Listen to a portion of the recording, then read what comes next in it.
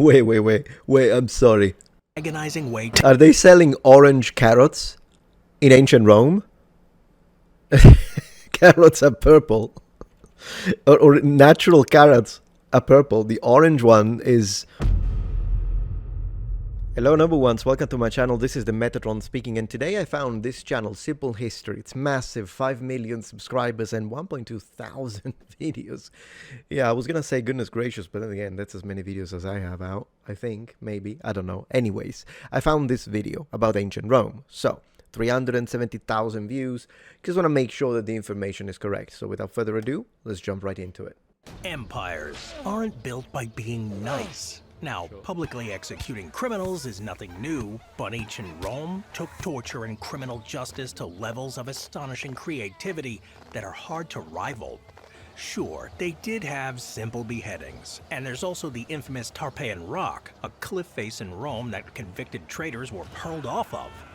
These methods of punishment weren't always enough, however, and the Romans wasted no time in devising other means for when they really wanted to send a message. He is correct in this. It is a matter of sending a message, and it is a matter of mass control through fear. With that being said, what happened to the back of the plate of this soldier and this soldier? It looks like they don't, whoever is doing the drawing, and yes, it's a cartoon, and yes, I'm going to be overly pedantic. That's me. What were you expecting? Metatronibus pedanticus. Anyways, it doesn't look like whoever draws these knows how segmentata works, because segmentata protects you on the back as well. Fine.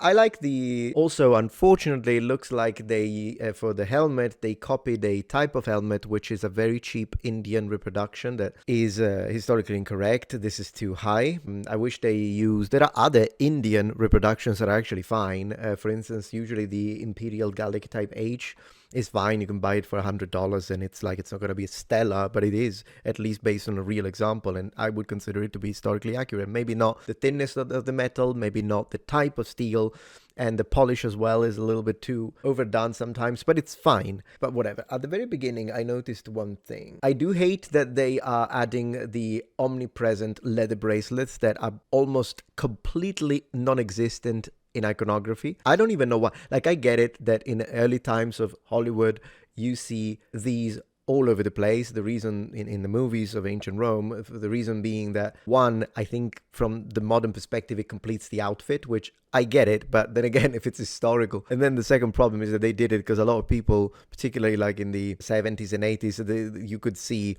the mark of the watch that they were wearing, like, because that area wouldn't be tanned. So that would be a problem. I get it. So you want to cover it with something. Absolutely. Maybe give him a brass bracelet at that point. It's just this thing about the... Anyways, back to the guy being, yeah, I think they would have removed his sword before doing it. Wasted no time in devising other means for when they really wanted to send a message. By far, the most famous method of execution used by the Romans was crucifixion. The idea of attaching someone to a slab of wood didn't start with Rome, and was used by the Persians, Seleucids, and Carthaginians. Correct. In Rome, crucifixion was used mostly to punish slaves, disgraced soldiers, foreigners, and pirates, and was rarely used against Roman citizens. The crucifixion process usually started with scourging, or whipping of the victim, who was then forced to carry their cross to the place of execution. It was likely that the condemned criminal didn't actually carry the entire cross, but just the crossbeam, with the upright post of the cross fixed permanently in place. Yes. The victims... one thing I can praise, though, is I like that the officer here is clearly distinguished. This is a centurion, and you can tell that because he's wearing a horizontal crest, which is exactly what you give to a centurion who is the commander of 80 fighting men and 20 slaves. I personally would wear the cingulum militaris, the military belt, higher, like third girth hoop from the bottom if you want to follow iconography, but that's just a nitpick. And was rarely used against Roman citizens. That's correct. In fact, with the soldiers, it was an exception, because oftentimes soldiers, at least if they're citizen troops, so heavy infantry, in theory they couldn't be crucified because they're citizens, but they kind of give that one up once they join the military, if you will. Oh, and also, these helmets are much better now. Okay, good. This is, yeah, that pretty much a Gallic Type H, I think, that I was talking about. These look much better, and the back is still, the segments should continue here. Maybe the drawer decided to give that one up. kind of a shame, but we're getting better. Maybe by the end of the video, movie I was about to say, by the end of the video, we'll get a correct lorica segmentata. Also, the shoulders are wrong. Metatron too pedantic. There is no such a thing as being too pedantic. No such a thing. I'm not sure if it was the most used, though. Was it the most used? I'll ask my lead researcher on the team, because I do not believe it was the most used form of execution, to be fair. This guy is actually fine, but I'm noticing most soldiers in the drawings are carrying their swords, or more specifically the scabbards in this case, on the left. The reality is the Roman legionaries will be wearing these on the right, and only officers are shown to be wearing the swords on the left. So this is another imprecision when it comes to accuracy. Again, this is not because I'm criticizing the cartoon, it's just an opportunity for us to learn, right? Because unfortunately, this is not, again, it's a cartoon, I get it. People shouldn't take it too seriously, that's fine. But isn't it nice to still learn a thing or two on how things actually were in period based on iconographic evidence once we have an opportunity to do it? Beam, with the upright post of the cross fixed permanently in place. The victim's arms would then be attached to the crossbeam. This could be done by driving nails into the wrists of the victim, or the arms could be tied on. Yeah. It was also possible that the arms would be draped over the back of the beam and tied or nailed in place. The beam was then raised up and attached to the upright post. Interesting that they chose to show these criminals the least common, which actually makes it quite special as an occurrence with Jesus. All wearing the military belt except for this one. So, of course, this would mean that these are clearly soldiers, because they are the only ones. So maybe deserters, I suppose, or soldiers that try to run away in battle. That would be the situation. I think this is what they're trying to point out here, because only soldiers are allowed to wear the military belt on top of their tunics. With that being said, I doubt that they would have left the belts on as they were being crucified. I do not remember any record mentioning that, but it's not an impossibility, so that it's not a big deal. Let's have a look at the colors that we see here. So red, this would have been, so red is the color of tunic the Roman military would wear in battle. That's what the sources tell us. So this would be someone who, I guess, yeah, tried to run away in battle, and they basically caught him and then they put him on the cross. So yeah, it makes sense that he's wearing red because he was in a battle. What about this guy? Well, it looks like a gray, and I'm not aware of any mention of gray tunics, but it could also mean that it's dirty. I can see some blood here. So would Roman soldiers wear white tunics? If we are talking about pure white, so bleached tunics, they existed. They all owned at least one, and they would use it during parades, military parades in cities. But a regularly undyed linen tunic is probably what a Roman soldier would have worn in all other cases, exception being battle. So soldiers at a camp, soldiers passing through a town, all of those soldiers buying stuff.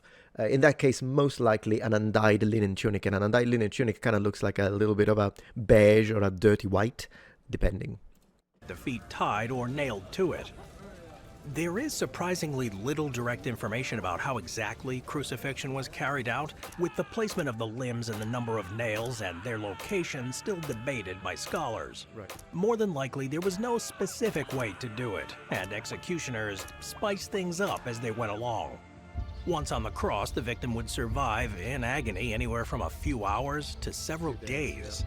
They would endure shock, blood loss, dehydration, and exposure, and as time went on, they would suffer from slowed blood circulation. Death would finally come due to asphyxiation, since one of the possibilities is asphyxiation. There is also a possibility of cardiac arrest being studied. being forced to remain in this suspended position causes tremendous strain on the diaphragm and the rest of the respiratory system. The condemned would try to keep breathing by pressing down with their legs, which would relieve the pressure. They would normally be left in this state until they died, but if the executioners wanted it to end quickly, they would break the legs of the condemned, which would make inhaling difficult and speeding along the process. Once dead, the bodies could be taken down and the cross, or at least the upright beam, would be used again for another prisoner. I want to say another thing. So if you notice, a lot of the legionaries are represented with beards. Did you notice that? Now, is that correct, or are they being inaccurate? And the answer to that is it depends, in the sense that we kind of see a little bit of both in iconography. The most common way a Roman legionary is represented is clean-shaven, and of course with short hair. Now, the short hair doesn't change, but when it comes to beard length, we do have iconography that shows quite clearly Roman legionaries with full beards, exactly like they look here.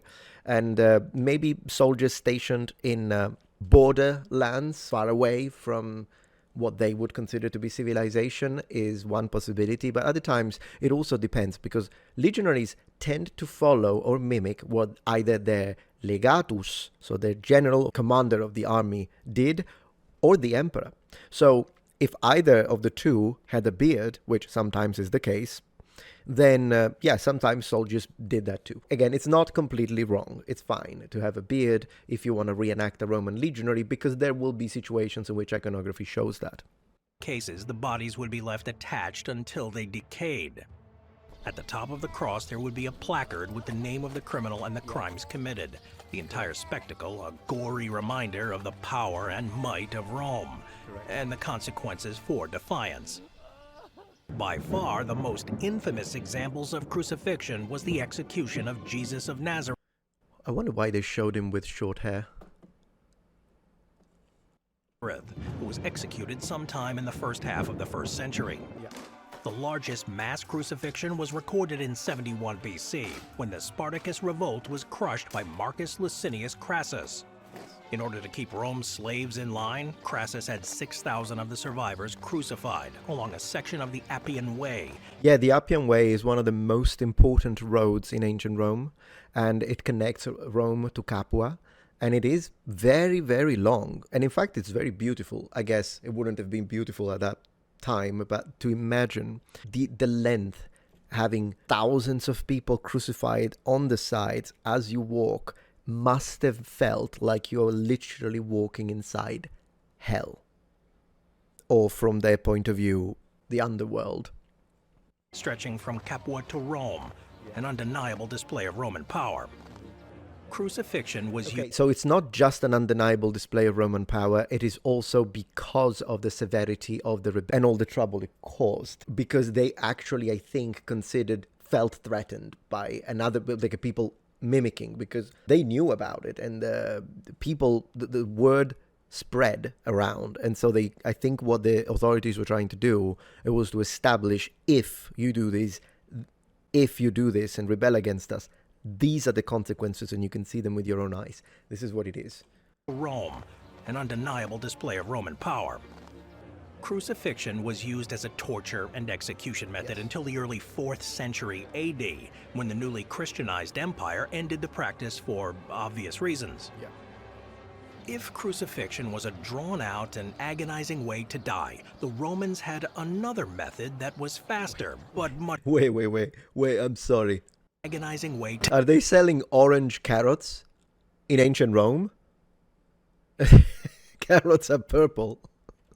Or natural carrots are purple. The orange one it's like a mutation that occurred, and then now they are the norm, but they wouldn't be the norm, and particularly in this period. So that was funny to see an orange carrot in ancient Rome. Now, given there is an image that does look like an orange carrot, I think it's a different type of root though, that sometimes people bring up, but in general, there are no orange carrots in classical antiquity, nor in the High Middle Ages, for instance. To die, the Romans had another method that was faster, but much more gory, and sated the desire of the Roman masses for bloodlust and spectacle. During the matches in the Colosseum or other amphitheaters, public executions would be one of the attractions during the games. In addition to other methods of capital punishment, damnatio ad bestias befell the condemned, meaning condemnation to beasts. Damnatio. It's exactly what it sounds like. Take the condemned criminal, place him in the arena in front of thousands of screaming patrons, and release a hungry beast to eat them. And that's pretty much it.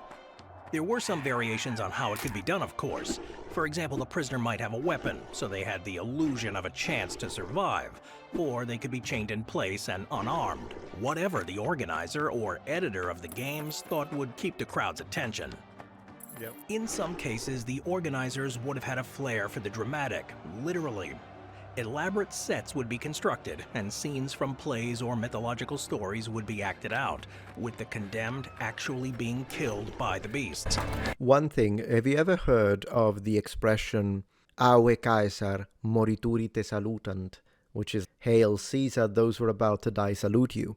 That is often wrongfully attributed to gladiators. Gladiators never said that sentence, but those who did were specifically criminals who were put into an arena during a gladiatorial event, but they weren't gladiators, because they were going to die. And so that's what they say to the emperor at that time. Was it Claudius? Maybe it was Claudius. I'll have to double check that. And it's annoying that that myth has actually become a thing now, because they even made a whole TV series called Those Who Are About to Die, and it's about gladiators, even though there is no proof whatsoever the gladiators ever said that. In fact, why would they? Gladiators usually don't die. They're expensive. They can die sometimes, but that's not their purpose. Criminals who are being executed, however, yeah, they will die, which is why they said that. I guess they also said it as a way to try and hope that the emperor would give them, like, release, if you will, and let them live. Damnatio ad bestias was closely associated with the wild animal hunts, venationes, where exotic animals would be brought into the arena to be hunted by gladiators, specialist hunters, or each other. Yeah. Since spectacle was the priority, not practicality, animals from the far corners of the Roman sphere of influence would be used. That's correct. And also you pronounce venationes correctly now, I think, for what I could hear, so I appreciate that. You could be like, yeah, but not everyone has to know Latin. I understand, but 5 million subscribers, guys. Like, it's a massive opportunity to inform or misinform. So that's why I'm a little extra pedantic, extra spicy today. And again, if pedantry annoys you, I understand that, and maybe not not the video for you, because that's me. Pedantic is my second name. At least I embrace it.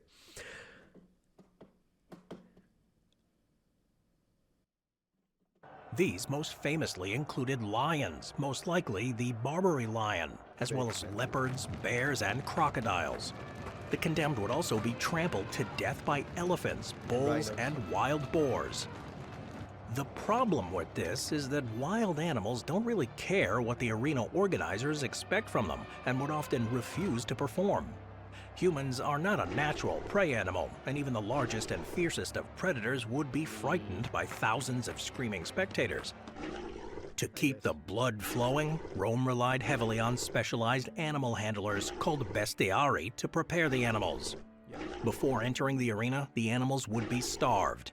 Desperate and hungry, the animals would fall on the condemned prisoners, ripping them apart while the... Yes, there is. They're correct here. I appreciate this. You see how they're showing crocodiles? This is mentioned in the sources, that they used crocodiles as they were filling the Colosseum or the Flavian Amphitheater with water, which happened in the Republican period, and which happened in the Imperial period. As in the Republican period, they would usually flood separate outside arenas rather than the Colosseum itself, and then eventually they stopped because they built the under section of the Colosseum. Regardless, yes, crocodiles are mentioned. Crowd shouted their approval. This practice continued until sometime in the 4th century, ending since the gladiatorial games were waning in popularity anyway. But more to the point, the number of animals sent to the arena over the centuries was so great that the Romans were running out of wild animals to capture.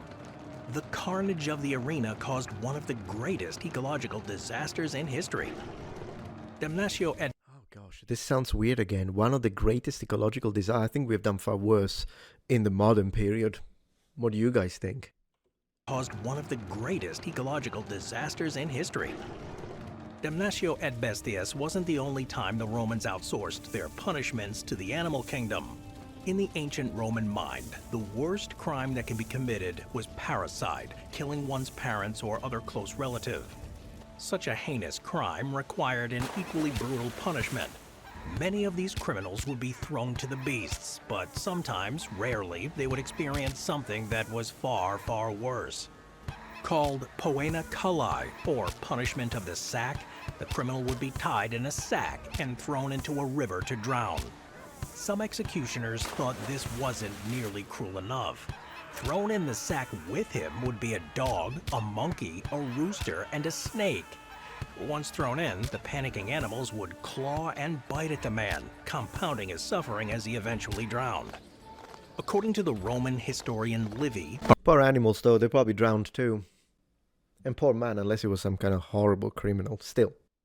around 101 BCE, Publicius Malleolus was the first man executed by this method, stating that he was tied to a sack and then thrown into the sea after killing his mother. But there is no mention of any animal involvement.